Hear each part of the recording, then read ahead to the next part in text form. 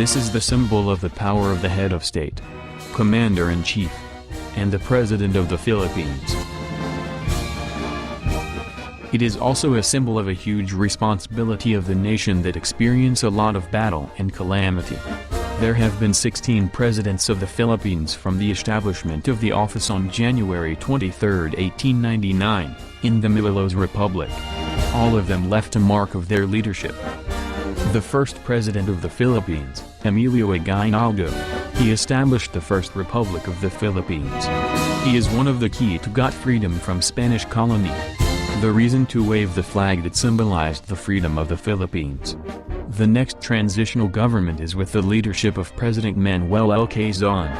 He proclaimed Tagalog to be the Philippines' official language, approved the bill that gives women a right to vote in the election. He also created the National Economic Council to lift up the economic status of the country. One of the most controversial president in the Philippines is Jose P. Laurel, because he followed the wants of Japanese in the time of World War II. On the other side, his administration was known in implementing the program Magtanim of mabuhay policy. It was the solution of the poverty suffered by the Filipinos during the Japanese occupancy. Sergio Osmeña Sr., founder of the Nacionalista Party, served as the fourth president of the Philippines. He started fixing everything that was ruined in the war. One of it is the reopening of the Philippine National Bank. In his leadership, Philippines became an International Monetary Fund member. The next president of the Philippines, Manuel Rojas, continued the rehabilitation project by Philippine Rehabilitation Act. This act states that the United States will pay for the damage affected by the war and giving rewards to those people who are loyal to the United States. Because of numerous cases of corruption, the next president, Elpidio Quirino, created the Integrity Board to stop corruption in the government. In his term, a lot of big factories was established that created jobs for the Filipinos. He also established the well-known huge hydroelectric power plant at Maria Cristina Falls. The next elected president is Ramon Magsaysay. Besides of his investigation on the alleged corruption in the previous administration, he also established the National Resettlement and Rehabilitation Administration, pushed through the Southeast Asia Treaty Organization to fight communism, and established the Presidential Complaints and Action Committee. The period of his presidency is often cited as the Philippines' golden years. Trade and industry flourished, the Philippine military was at its prime, and the country gained international recognition in sports, culture, and foreign affairs. The Philippines placed second on a ranking of Asia's clean and well-governed countries. But sadly, he didn't finish his term since he was died in an aircraft disaster on March 17, 1957. Responsibility for the nation was lefted in the Vice President Carlos P. Garcia. He tried to lift up the livelihood of the Filipinos by implementing austerity program, Filipino First policy, and Boleyn Serrano agreement that weakened the U.S. military base in the country. The next president, Diosdado Macapagal, addresses the lack of government program from the previous administration for the ordinary citizen. By establishing the land reform law, ordinary farmers got their own piece of land. People working in agriculture sector have their rights to create their own organization and secure they earn the exact salary stated in the national wage law. Ferdinand Marcos followed in the position. His regime was remembered in building huge hospitals, like Heart Center, National Kidney Institute, and Philippine Children's Medical Center. It also has a huge rehabilitation of infrastructure, like wide roads, bridges, and schools. In his first term, he also reformed the justice system and armed forces of the Philippines. But this good things was covered with the controversy of his declaration of martial law and the alleged ill-gotten wealth of his family. After President Marcos was deposed in 1986, EDSA People Power won, Corazon Aquino took the office of the president.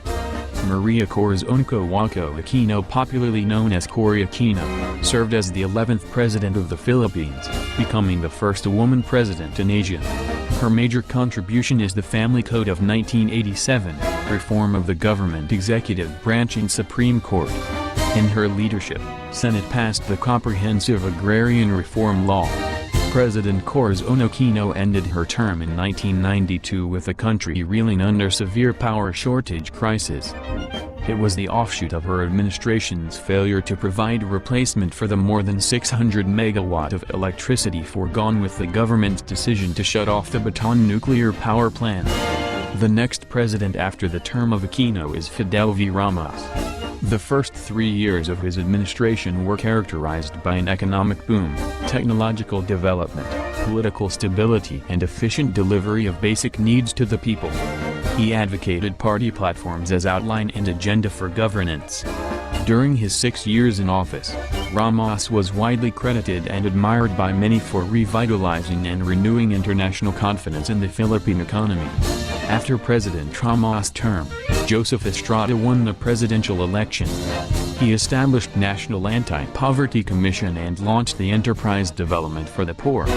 Estrada administration is proud of the seized of MILF headquarters and camps. Allegations of corruption spawned an impeachment trial in the Senate, and in 2001, Estrada was ousted by People Power II. In April 2001, the court ordered the arrest of Estrada for plunder charges. In 2007, Estrada was sentenced by a special division of the court to reclusion perpetua for the plunder of $80 million from the government, but was later granted pardon by President and his former deputy Gloria Arroyo. After Estrada was ousted by People Power II in 2001, Arroyo was sworn into the presidency on January 20. In that year, Arroyo's administration was remembered for the holiday economics, the rise of GDP or gross domestic product and the implementation of a VAT, or expanded value-added tax law, to supplement the lack of fund in the country. Her term was ended with a lot of controversy of alleged massive corruption and electoral sabotage. On November 18, 2011, Arroyo was arrested under charges of electoral sabotage but released on bail in July 2012. She was rearrested in October 2012, on charges of misuse of $8.8 million in state lottery funds. She was given a hospital arrest, allegedly due to life-threatening health conditions certified by her doctors. On July 19, 2016, she was acquitted by the Supreme Court. Her lawyers afterwards stated that Arroyo is no longer needed her medical paraphernalia, releasing her from the hospital. The 15th President of the Republic is Benigno Aquino III. Aquino administration reformed the education system in the Philippines by shifting to K-12 education, a 12-year basic education cycle.